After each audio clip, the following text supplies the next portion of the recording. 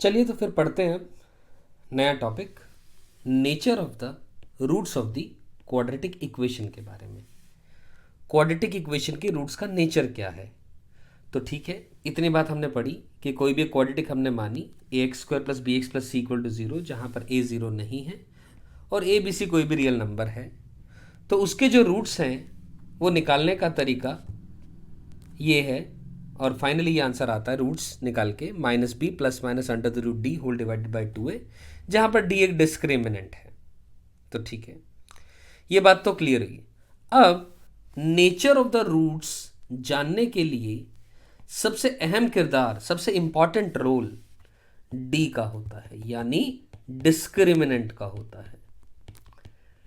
Discriminant का होता है। अब डिस्क्रिमिनेंट का कैसा रोल है रूट्स को जानने में, और आगे चल करके आप पढ़ेंगे कि a x square plus b x plus c equal to zero के अंदर में ए का भी एक इंपॉर्टेंट रोल है। शायद कुछ बच्चे ऑलरेडी इस बात को समझते जानते भी होंगे कि ए बताता है हमें, ए पॉजिटिव है तो वो अपवर्ड पैराबोला होता है ग्राफ, और ए नेगेटिव है तो डाउनवर्ड पैराबोला होता है। एंड आई एम श्योर आपने इसे पॉलिनोमियल चैप्टर में ज़रूर पढ़ा होगा। तो ए का और डिस्क्रिमिनेंट का यानी डी का बहुत इंपॉर्टेंट रोल है किसी भी क्वाड्रेटिक इक्वेशन के कंप्लीट ग्राफ के बारे में जानकारी जानने के लिए। तो चलिए अभी हम अपना रिस्ट्रिक्ट करते हैं विजन केवल और केवल नेचर ऑफ द रूट्स को जानने के लिए। मूविंग ऑन फर्दर, तो जैसा मैंने कहा तीन केसेस होते हैं डिस्क्रिमिनेंट से रिलेटेड। या तो डिस्क्रिमिनेंट ग्रेटर देन जीरो होगा, केस नंबर 1, या डिस्क्रिमिनेंट इक्वल टू जीरो होगा, केस नंबर 2, या डिस्क्रिमिनेंट लेस देन जीरो होगा, केस नंबर 3। अगर डी पॉजिटिव है, डी पॉजिटिव, अब आप अपने आप देखिए, हमने रूट्स निकाले minus b plus root D divide by two a और minus b minus root D whole divided by two a. अब अंडर रूट के अंदर में डी आ रहा है, डी पॉजिटिव है, तो कन्फर्म है अंडर रूट ऑफ डी कुछ ना कुछ बाहर एक वैल्यू आएगी, एक पॉजिटिव वैल्यू ही आएगी, क्योंकि हमने ऑलरेडी पढ़ा हुआ है कि अंडर रूट के बाहर कभी नेगेटिव नंबर नहीं आता है। जैसे कि मान लीजिए अंडर द रूट ऑफ 25 लिखूंगा तो 5 आएगा, अंडर द रूट ऑफ 36 लिखूंगा तो 6 आएगा बाहर। तो यहाँ इसके बाहर वैल्यू एक पॉजिटिव आएगी। तो इसका मतलब कंफर्म हुआ इस ऐसी क्वाड्रेटिक इक्वेशन के जो रूट्स होंगे वो रियल भी होंगे और डिस्टिंक्ट भी होंगे, यानी अनइक्वल होंगे। रूट्स रियल और डिस्टिंक्ट, आई एम श्योर आप सब लोग मतलब समझते होंगे, लेकिन फिर भी जैसे किसी क्वाड्रेटिक इक्वेशन का एक रूट आया 1 और एक रूट आया 2, तो ये दोनों रूट्स रियल हैं क्योंकि ये दोनों रियल नंबर्स हैं, और ये डिस्टिंक्ट हैं क्योंकि ये दोनों अलग हैं। तो ऐसी इक्वेशन, यानी जैसे कि मैंने लिख दिया x square minus 3x plus 2 equal to 0। अब इस इक्वेशन को आप फैक्टराइज करोगे तो x minus 1 into x minus 2 equal to 0 ही आएगा, यानी रूट्स इसके 1 और 2 आएंगे। और आप इसका डिस्क्रिमिनेंट चेक करें, डिस्क्रिमिनेंट निकालें बिना रूट्स निकाले, ध्यान दीजिएगा इस बात पे, रूट्स निकालने की कोई ज़रूरत नहीं है अनलेस एंड अनटिल क्वेश्चन में पूछा गया हो। नेचर ऑफ द रूट्स जानने के लिए हमें केवल और केवल डिस्क्रिमिनेंट के बारे में जानने की ज़रूरत है। और डिस्क्रिमिनेंट हमने देखा यहाँ पर बी स्क्वायर माइनस 4ac, यानी 9 माइनस का 4 into 2 is 8, which is coming out to be equal to 1, और 1 एक पॉजिटिव क्वांटिटी होती है, और क्योंकि डी पॉजिटिव है तो इसलिए इस इक्वेशन के जो रूट्स होंगे वो रियल एंड अनइक्वल या फिर डिस्टिंक्ट डायरेक्टली लिखे जा सकते हैं। Moving on further to the case number 2। Case number 2 कहता है डी इक्वल टू 0 होगा तो क्या होगा। तो डी इक्वल टू 0 यानी डिस्क्रिमिनेंट 0 आ रहा है। तो अब अपने आप सोच करके देखें, जो रूट्स आ रहे हैं यहाँ इसी तरीके से रूट्स तो हमेशा से ही आएंगे। तो रूट्स क्या आएंगे, अल्फा और बीटा दोनों ही सेम हो जाएंगे, क्योंकि तो अंडर रूट डी की वैल्यू 0 है, तो अंडर रूट के अंदर में 0 गई वैल्यू तो बाहर भी 0 आएगा, और प्लस या माइनस 0 करूं किसी नंबर में से तो वो 0 ही, कोई फर्क ही नहीं पड़ेगा उसके अंदर में। तो यानी अल्फा और बीटा दोनों की वैल्यू माइनस का b डिवाइडेड बाय 2a ही आएंगी।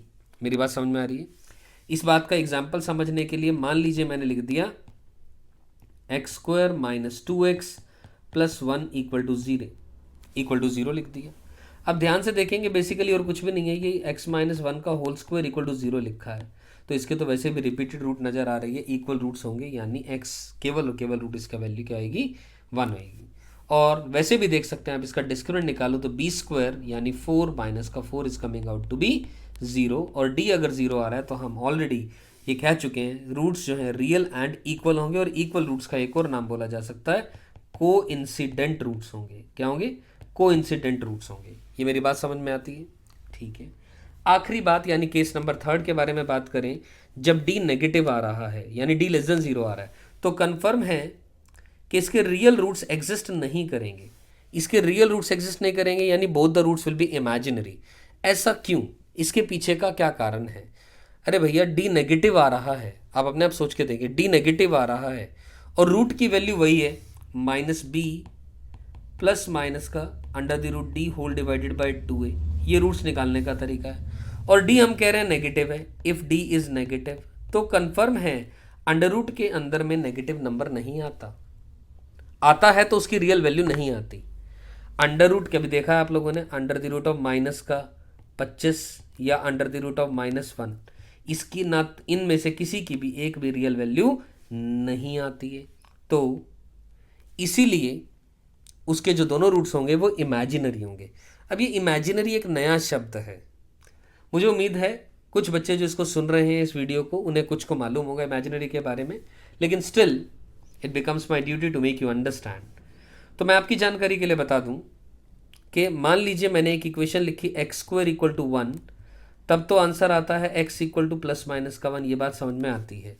लेकिन अगर मैं लिखूं x² = -1 तो इसका कोई रियल आंसर नहीं आएगा, क्योंकि ये बनेगा x = प्लस माइनस का अंडर द रूट ऑफ -1, और अंडर रूट के अंदर में कभी भी नेगेटिव नंबर नहीं आता। और नहीं आता नेगेटिव नंबर, इसीलिए एक नए मैथमेटिक्स की, एक नए नंबर सिस्टम का इजाद किया गया जिसे कहते हैं कॉम्प्लेक्स नंबर्स या इमेजिनरी नंबर्स। तो अंडर रूट ऑफ -1 को एक नया नाम दिया गया, एक सिंबल दिया गया i, या इसको नाम बोले इसका आयोटा। और i एक केवल और केवल एक सिंबल है, it is not a value. यही बात मैंने इतनी क्यों समझाई यहां पर, क्योंकि अगर डी नेगेटिव आएगा, डी अगर नेगेटिव आएगा तो कंफर्म है जो रूट्स हैं वो अनरियल रूट्स होंगे, क्योंकि अंडर रूट के अंदर में एक नेगेटिव नंबर आ रहा है। जैसे अंडर रूट -1 मैंने कहा, इसको आप आयोटा लिखेंगे। इसी तरह मान लीजिए मैंने अंडर द रूट के अंदर में -4 लिखा, तो आप इसे 2 आयोटा लिखेंगे। मेरी बात समझ में आती है? क्योंकि अंडर रूट ऑफ 4 तो 2 होगा, लेकिन अंडर रूट -1 की जगह पर आप क्या लिखेंगे? आयोटा लिखेंगे। तो इसके बारे में जिक्र और थोड़ा सा डिटेल में अभी करते हैं। डी नेगेटिव है तो रूट्स, एक शब्द लिख रहा हूं मैं, कॉन्जुगेट पेयर में एग्जिस्ट करेंगे। किस में एग्जिस्ट करेंगे? कॉन्जुगेट पेयर में। I will come to this topic और this conjugate pair a bit later. I hope यहाँ तक मेरी बात समझ में आई होगी। बस इस केस नंबर 3 में मैं इतना समझा रहा हूँ कि डी अगर नेगेटिव होगा तो अंडर रूट के अंदर में नेगेटिव नंबर का रियल दुनिया में कोई उत्तर या आंसर नहीं होता। तो इसीलिए एक नए नंबर सिस्टम का इजाद किया गया, डेवलपमेंट की गई, जिसे कॉम्प्लेक्स नंबर सिस्टम कहा जाता है। और इसीलिए अंडर रूट -1 की जगह आई शब्द यानी आयोटा इस्तेमाल किया जाता है। करेक्ट? और उसी आयोटा का इस्तेमाल करके ऐसी क्वाड्रेटिक के रूट्स निकल के आएंगे। चलते हैं आगे। केस नंबर 4, एक और बात जो ज़रूरी है, इसको डिस्कस किया जा सकता है यहाँ पर। एक क्वाड्रेटिक इक्वेशन है, अगर उसके अंदर में ए बी सी तीनों ही रैशनल नंबर है। क्यू का मतलब क्या होता है? रैशनल नंबर होता है।